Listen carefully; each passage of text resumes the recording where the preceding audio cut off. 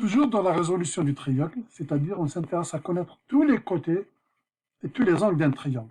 Sauf que on prend un triangle quelconque, pas forcément un triangle rectangle.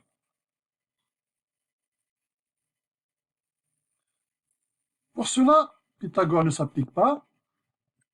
À la place, on a deux lois, la loi des sinus et la loi des cosinus. La loi des sinus stipule que le sinus de l'angle A sur le côté opposé à cet angle, côté A, c'est la même chose que le sinus de l'angle C divisé par le côté opposé à cet angle. C'est la même chose que le sinus de l'angle B divisé par le côté opposé à B. C'est-à-dire, on a la proportion, le rapport ici, il est sauvegardé. J'espère que vous trouvez la loi des sinus sous cette forme également, ce qui donne la même chose. L'utilisation de cela est la suivante. D'abord, on voit bien que un des trois rapports doit être connu, sinon il ne nous est pas très utile cette formule. Donc, admettons qu'on connaît un des trois, par exemple, on connaît sinus C sur C, ça veut dire qu'on connaît l'angle C et qu'on connaît le côté opposé. Donc, on a besoin de connaître au minimum un angle et son opposé. Et le côté opposé à cet angle. Pardon. Ensuite, pour les autres, sinus B sur B, soit l'inconnu c'est l'angle B, soit c'est le côté B. On pourra déduire l'un des deux. Si on connaît l'angle, on pourra déduire le côté et vice-versa. Pareil pour A. Donc finalement, pour connaître, utiliser la loi de sinus, on a besoin qu'un des rapports soit connu, c'est-à-dire sinus sur le côté opposé soit connu. Donc, à la fois un angle et le côté opposé doit être connu. Et pour les autres, on doit connaître l'un des deux, soit l'angle, soit le côté. Par exemple, si on connaît les trois angles, et qu'on connaît un côté opposé à ces trois angles, un des trois côtés, on pourra déduire les deux autres côtés. Et vous savez, j'ai dit trois angles, mais à vrai dire, pour un triangle, il suffit de connaître deux angles finalement. Pour la loi des cosinus, qu'est-ce qu'il stipule? Elle ressemble à Pythagore, sauf que on a la chose suivante. Par exemple, le côté A au carré, ici, donc si je prends A au carré, c'est comme Pythagore, ça serait B au carré plus C au carré, mais on doit retrancher B fois C, 2 fois BC cosinus A. Donc, dans Pythagore, dans la loi de Pythagore, il n'y a pas de ces quantités. On ne retranche rien. Parce que tout simplement, le cosinus de 90 degrés, c'est le cosinus de 0. Il donne, cosinus de 90 degrés, c'est 0. Donc, il ne reste que l'hypoténuse égale A carré plus B carré. Donc, en revanche, ici, il n'y a pas d'hypoténuse, mais chaque côté, la formule s'applique pour chaque côté du triangle. Donc, A carré, c'est B carré plus C carré moins 2BC cosinus A. Pareil, si j'applique au côté C, C carré, c'est B carré plus A carré moins 2 BA cosinus C, etc. Voilà, donc vous imaginez, lorsque j'applique telle formule, pour qu'il soit utile, par exemple, si je veux l'appliquer ici, afin qu'il soit utile, il faudrait avoir une seule inconnue. Okay? Une seule inconnue. Par exemple, admettons la première loi de cosinus. Si je connais les trois côtés A, B, C, il va me rester que l'angle A. Je pourrais donc déduire un angle. Et pareil pour la deuxième, je pourrais déduire le côté B, l'angle B et l'angle C. En gros, si je connais les trois côtés, je pourrais déduire les trois angles. Mais il se pourrait que dans une formule, c'est l'angle qui est connu, qui reste un côté, etc. La loi des cosinus va être utile. Si on connaît les trois côtés, donc elle va nous permettre de déduire finalement les trois angles, ou si on connaît deux côtés, par exemple, deux côtés et l'angle formé par ces deux côtés. Si on connaît deux côtés et l'angle formé par ces deux côtés, on pourra déduire le troisième côté. Et on a vu que si on connaît les trois côtés, on pourra connaître les trois angles avec la loi des cosinus. On pourra déduire, dès qu'on connaît les trois côtés, on connaît les trois angles. Mais parfois, on peut revenir aussi à utiliser la loi des sinus, selon le besoin. Si jamais il y a un des rapports qui est connu, on pourra revenir. Donc, il arrive qu'on combine la loi des sinus et des cosinus pour résoudre complètement un triangle. Regardons l'exemple 6.13. Résoudre le triangle suivant. Résoudre veut dire trouver tous les côtés et tous les angles de ce triangle.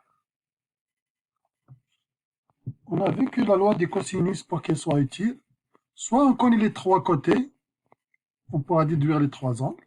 Est-ce qu'on connaît les trois côtés ici? On ne connaît pas, on ne connaît que deux côtés.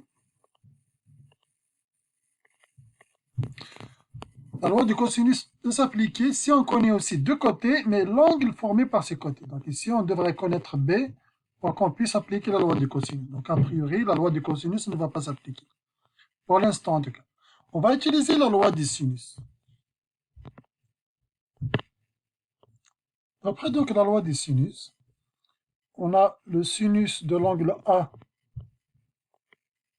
divisé par le côté opposé par 10. Ça va être la même chose que sinus de B divisé par X. Et ce sera pareil que sinus de C, ou bien de 12 degrés, l'angle C c'est 12 degrés, divisé par 3, par le côté opposé 3. Pour qu'il soit utile, il faut un des trois rapports soit connu. Donc il est vrai ici que sinus 12 sur 3, il est connu. Pour qu'il soit applicable pour les deux autres quantités, on doit avoir un seul inconnu. Par exemple, pour sinus A sur 10, il n'y a que l'angle qui est inconnu. Là, ça va marcher. En revanche, sinus B sur X, à la fois B et X sont inconnus. Donc, on va d'abord commencer par trouver un des rapports. Et puis, on va voir probablement qu'on devrait passer par la loi des cosinus par la suite. Donc, sinus A, c'est 10 fois sinus 12 sur 3, qui est égal 0,693. Donc, maintenant, on obtient une équation. Je vous demande de revoir la résolution des équations. On a sinus d'un angle égale une constante.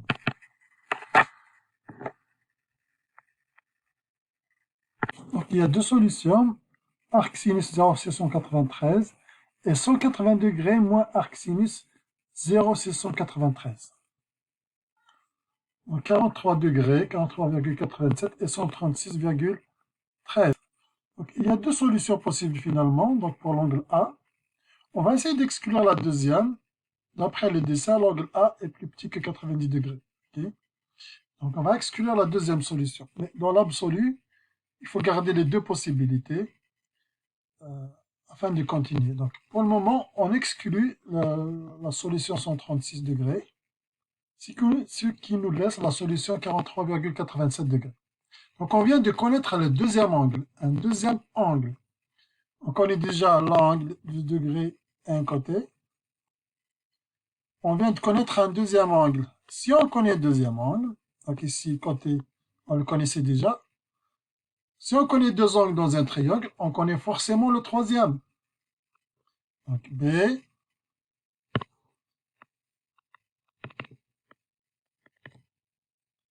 parce que la somme des angles d'un triangle, c'est 180 degrés. C'est 180 moins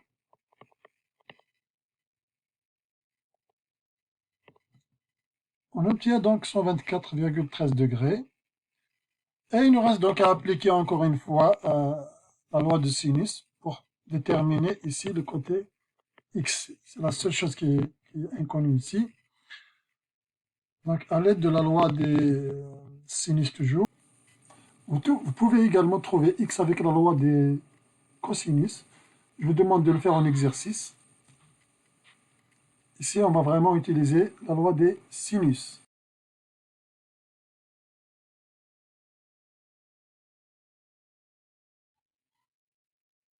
ce qui donne approximativement 11,94 cm. Donc, je n'ai pas assez d'espace plus bas, mais il faut résumer donc tous les angles. Il faut donner tous les angles. Je vais le résumer ici dans le dessin. À titre d'exercice, je vous demande de trouver l'autre solution.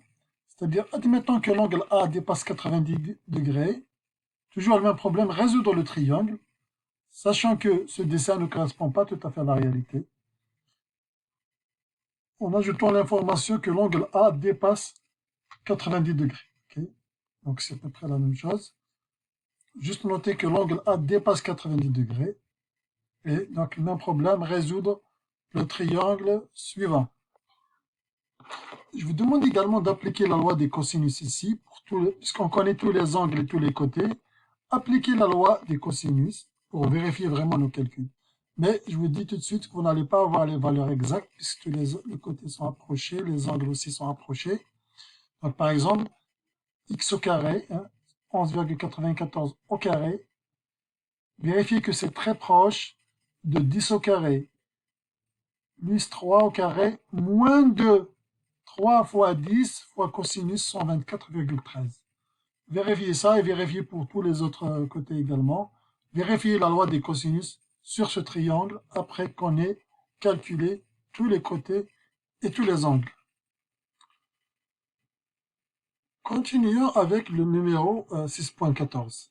Résoudre le triangle suivant. Toujours dans la résolution du triangle, c'est-à-dire trouver tous les côtés et tous les angles. Si on observe bien, on remarque que pour ce triangle, on connaît tous les côtés et aucun angle. Donc a priori, c'est la loi des cosinus.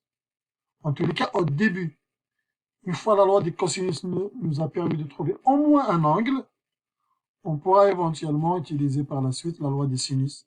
Si vous êtes à l'aise avec la loi des sinus, vous pouvez. Mais au départ, avec trois angles, avec trois côtés connus, et aucun angle, on est obligé de démarrer avec la loi des cosinus.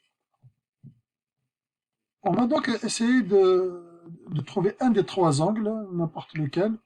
Par exemple, on va essayer de trouver l'angle B.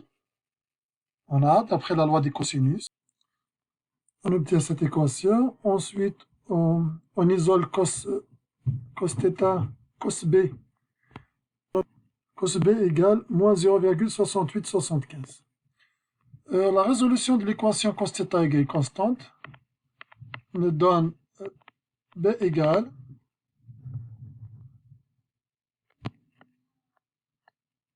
133,43 degrés.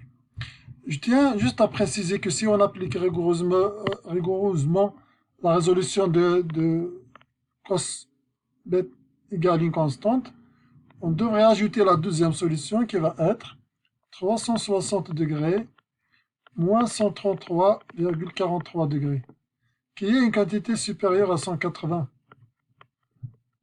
Ce n'est pas possible puisque la somme des angles d'un triangle, c'est 180. C'est pour ça que c'est là, donc il est directement éliminé. Il arrive que donc, quand on résout des problèmes concrets, comme c'est dans le cas d'un triangle, ce n'est pas juste une équation cos B égale moins 0,6875. B, c'est un angle d'un triangle. Donc, il arrive qu'on supprime directement des solutions, on ne les cite même pas. Donc, la deuxième solution, 360 moins 133,43, dans ce cas-là particulier, il est directement exclu. On a donc bien une seule solution qui est 133,43 degrés.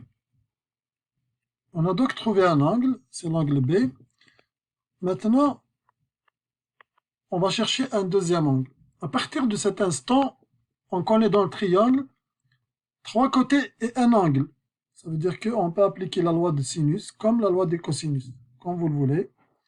Mais on peut continuer avec la loi des cosinus pour le deuxième angle. Par exemple, pour chercher l'angle A. Et puis pour l'angle C, c'est pas la peine. On connaît la somme des angles d'un triangle. Donc pour le troisième angle, on n'a besoin ni de la loi de sinus ni de la loi de cosinus.